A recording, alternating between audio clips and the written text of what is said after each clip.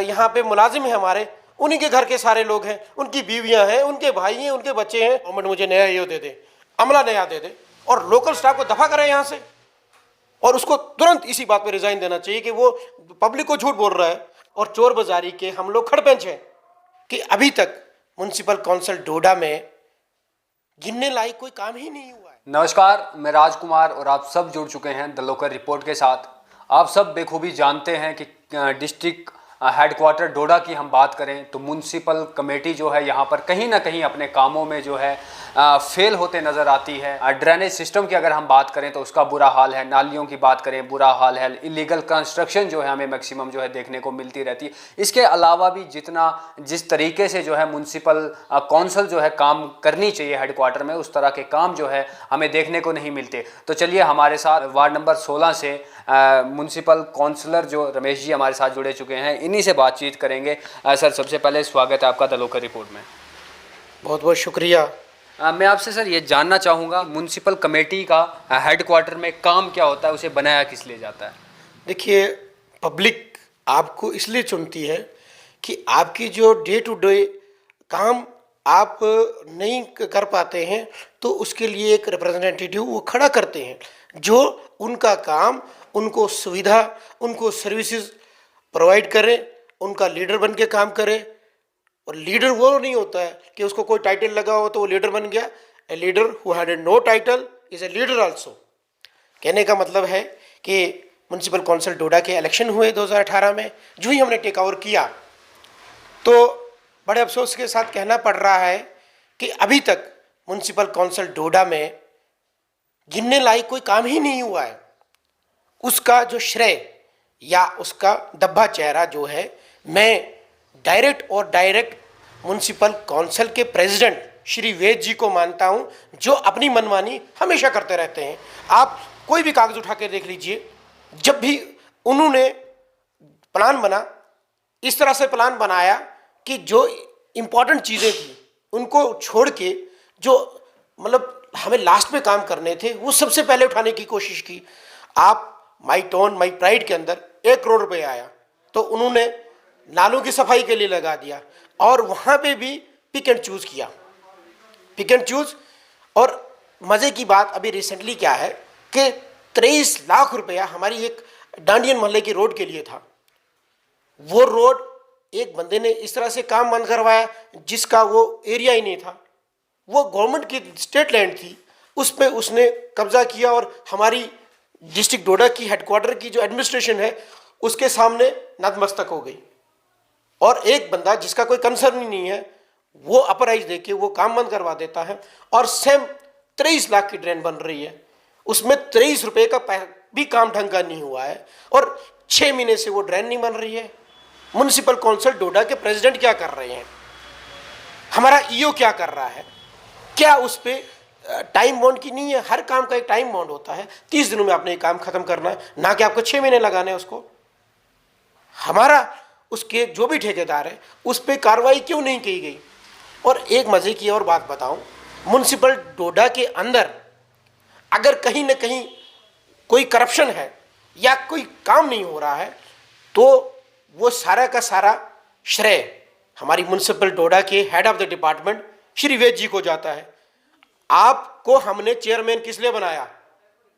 इसलिए बनाया था कि हम लोगों को सर्विसेज दे पाए। आपने 500 गुना इलीगल कंस्ट्रक्शन करवाई, कभी आप साइड पे चल के उनको बंद करवाया? अगर 1 करोड़ रुपए का एक बंदा मकान बनाता है, क्या वो 10,000 में म्युनिसिपल काउंसिल को नहीं दे सकता है? मैंने कई बार रिसेंटली हफ्ता पहले ईओ को बोला कि भाई आप मेरे साथ चलिए, मैं आपके साथ हूँ।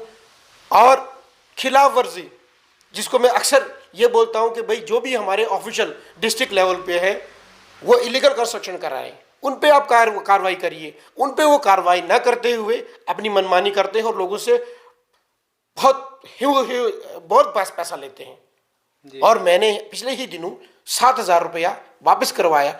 उसको मैंने ये कहा कि मैंने आपको ये इन्फॉर्मेशन मांगी है, कितने आपके इलीगल घर चल रहे हैं उनको लीगलाइज करवाइए। और खास करके जो एडमिनिस्ट्रेशन का एक बैकबोन है वो लोग चोरी कर रहे हैं, आप उन पे कार्रवाई क्यों नहीं करते? अभी तक 4 महीने में वो बंदा मुझे अभी तक वो डिटेल नहीं दे पाया। एक मजे की बात बताऊं, जो मेरा सफाई का अमला है उसकी बात करूं, और साथ में ही ये अभी जानकारी जो देखने वाले हैं उनको भी बता देना चाहता हूं। मेरे कागजों के हिसाब से मेरे को आरटीआई लगानी पड़ी जब ईओ ने मुझे कोई इन्फॉर्मेशन नहीं दी, और पिछले एक साल से उनको मैं इन्फॉर्मेशन मांग रहा हूं, कम्युनिकेशन कर रहा हूं कि मुझे ये दिक्कतें आ रही है, मेरी सेविंग कितनी है। प्रेसिडेंट म्यूनसिपल कौंसिल डोडा को 50 लेटर लिख चुका हूं, उनका एक का भी मुझे उन्होंने जवाब नहीं दिया, ना ही कोई मेरी हेल्प की। ओपन जिम के लिए 24 लाख रुपया यहाँ पे आया है, पार्किंग के लिए आया है, उनमें कोई कन्फ्लिक्ट था, मैंने कहा मैंने एक साइट विजिट कर दी और उसका डीपीआर बनाइए, वो पैसा मुझे दे दीजिए ताकि हम लोगों को कोई ना कोई रिलीफ दे पाए। तो उस बनिस्बत उनका कोई भी रिस्पॉन्स नहीं आ रहा है। वो मुझे कहीं ना कहीं लगता है कि म्यूनसिपल कौंसिल डोडा को, जिसको हमने एक पब्लिक सर्वेंट बनाया था, वो अपने आप को मालिक समझना शुरू कर गया है। और इसी बात को मजीद बढ़ाते हुए आपको एक बात जानकारी आपके साथ शेयर करूंगा, और मैं चाहूंगा कि उस पर 1-2 दिन के अंदर अंदर ही कार्रवाई हो। एक रिटायर्ड पर्सन जिसको यहाँ पे कोई ऑथराइज नहीं बैठने के लिए, वो सीनियर असिस्टेंट की पोस्ट पे बैठा है, जबकि हमारे पास रणधीर जी पोस्टेड है सीनियर असिस्टेंट की पोस्ट पे। तो हमारे प्रेसिडेंट म्यूनसिपल कौंसिल डोडा क्या कर रहे हैं, हमारी कौंसिल क्या कर रही है? वो तो लिख के दे रही है कि भाई हमारे पास सीनियर असिस्टेंट नहीं है, आप हमें इसी को कंटिन्यू करें, जबकि हमारे पास ऑलरेडी एक और सीनियर असिस्टेंट, 2 सीनियर असिस्टेंट, उनकी सर्विसेज को क्यों लोग हम हायर करें? जी, आपने अभी बताया कि मैंने 50 लेटर जो है म्यूनसिपल कौंसिल को लिखे हैं, लेकिन फिर भी एक्शन नहीं होता। आपकी बातों का एक्शन नहीं होता है, आपकी बात जो है म्यूनसिपल कौंसिल के प्रेसिडेंट मानते नहीं है। क्या ये कोई पार्टी विवाद है या कोई जाति विवाद है इसमें? देखिए, सबसे बड़ी बात है कि कौंसिल के प्रधान, जिनको हमने एक जुडिशरी पावर दे के रखा हुआ था, वो नहीं चाहते हैं डेवलपमेंट कराना। वो खुद इस करप्शन में मुलविस है। जब मैं आपको कह रहा हूं कि एक सीनियर असिस्टेंट लीगली बैठ नहीं सकता है, और रिटायर्ड बंदा, जो कि आपकी जानकारी के लिए बता दूं और पूरे सुनने वालों के लिए बता दूं, पिछले नवंबर में भी मैं डायरेक्टर लोकल बॉडीज के पास गया था, उनको मैंने बोला कि इलीगल बंदा ऐसा बैठा है, तो उसने उसी समय ईओ को बोला कि उसको दफा करो। फिर मैं 22 को जब एक आरटीआई के हिसाब से जब उन्होंने मेरे को इन्फॉर्मेशन नहीं दी, ईओ की पर्सनल वहाँ पे कोर्ट में अटेंडेंस थी, तो वो कोर्ट अटेंडेंस उसने ना आने के बजाय डिजिटली उसको अटेंड किया, और उसको डायरेक्शन पास की गई कि भाई आज की डेट में ही उस बंदे को आउट कर दिया जाए। आप ईओ एक डायरेक्टर से बड़ा है, और मेरी इस इंटरव्यू में डायरेक्ट एलजी साहब से निवेदन है कि ऐसे एरोगेंट ऑफिसर्स के ऊपर तुरंत कार्रवाई को और उनको डेड वुड की लिस्ट में तुरंत भेज दिया जाए, क्योंकि हमें मरे हुए लोगों से काम नहीं लेना है। जो जीते हैं, समाज के लिए जीते हैं, उनसे काम लेना है। जो अपना दफ्तर नहीं छोड़ते हैं, देखिए, ईओ म्यूनसिपलिटी का काम दफ्तर में बैठना नहीं है, कहाँ पे लोगों को दिक्कतें आ रही हैं, कहाँ पे क्राइसिस हैं, उसको खुद चल के निपटारा करना। उसका अमला नहीं यहाँ होता है, उसका सेंटर इंस्पेक्टर नहीं होता है, उसका खिलाफ वर्जी नहीं होता है। और मैंने telephonically, I can show that details also, मैंने बोला ईओ साहब चलिए हम कार्रवाई करते हैं, इतनी लीगल कंस्ट्रक्शन है, आप आइए मेरे साथ, अमला उठाइए, उन पर कार्रवाई कीजिए। जनाब, उसको पता है कि मेरे को पूछने वाला कोई है ही नहीं, ना मेरे को प्रेसिडेंट पूछेगा, ना कौंसिल पूछेगा। जो भी हम लोग मीटिंग में डिस्कस करते हैं, उसका कोई एक भी हम लोगों को उसका आउटपुट नहीं दे पाए हैं। कारण एक ही है कि इनकम्पिटेंसी है, चोर बाजारी है, और चोर बाजारी के हम लोग खड़पेंच हैं। ठीक, आपने कहा कि जो म्यूनसिपल प्रेसिडेंट है, म्यूनसिपल काउंसिल के जो प्रेसिडेंट है, वो ही जो है कहीं ना कहीं इलीगल पैसा जो है वो खा रहे हैं। बिल्कुल। हाल ही में हमने देखा कि पीछे कुछ वेंडर्स का, रेडी वालों के बीच में जो है झगड़ा जो है हमें देखने को मिला, और उसके बाद जो है वहाँ पर खुद प्रेसिडेंट साहब आए और उन्होंने कहा कि मैं 2-3 दिन में जो है निपटारा जो है यहाँ से करूँगा। अगर आप कह रहे हैं कि वो जो है पैसा खाने के चक्करों में रहते हैं, तो फिर वो जनता का भला कैसे करें? देखिए, मैंने आपको पहले ही कहा कि यहाँ पे हमारे एक सीनियर असिस्टेंट पोस्टेड है, हम एक कैजुअल लेबर को सीनियर असिस्टेंट की पोस्ट में बिठा ही नहीं सकते। और कौंसिल ने एक रेजोल्यूशन पास करके बोला कि उसी को जो रिटायर्ड पर्सन है उसको कंटिन्यू किया जाए। ये क्राइम नहीं है।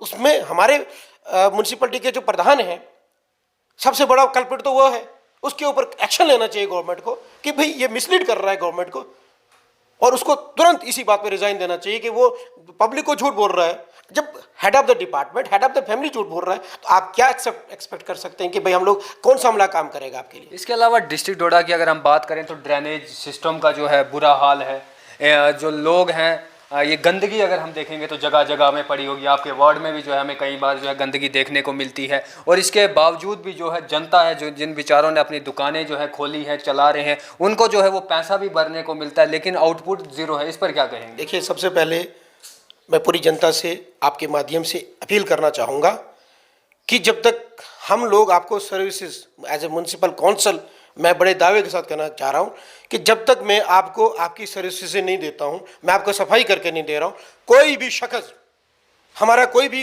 स्टाफ आता है उसको पे मत करिए, कुछ भी पे मत करिए। लोग पे नहीं करेंगे तो उनकी दुकानें बंद करा दी जाएंगी। मैं जनरल बात कर रहा हूँ, दुकानें पे वही करेंगे जिनका घर के सामने सफाई होगी। सफाई वाला आता ही नहीं है। 2 मेरे स्वीपर यहाँ पे है, मेन रोड पे हैं, एक आता है तो एक दिन घर बैठता है, क्यों? और मजे की बात बताऊँ, 15 दिन से मेरा एक वार्ड में, मेरे कंसर्न वार्ड में, ओल्ड जो हमारा स्कूल बोर्ड ऑफ एजुकेशन है मस्जिद नूर के एडजॉइनिंग एरिया में, 15 दिन से मेरे को स्वीपर ही नहीं है। मेरा ईओ क्या कर रहा है? मेरा प्रेसिडेंट किस लिए बैठा है? वो तो कहते हैं हम दिन रात जो है लोगों की सेवा में हाजिर रहते हैं। खाक दिन रात करते हैं।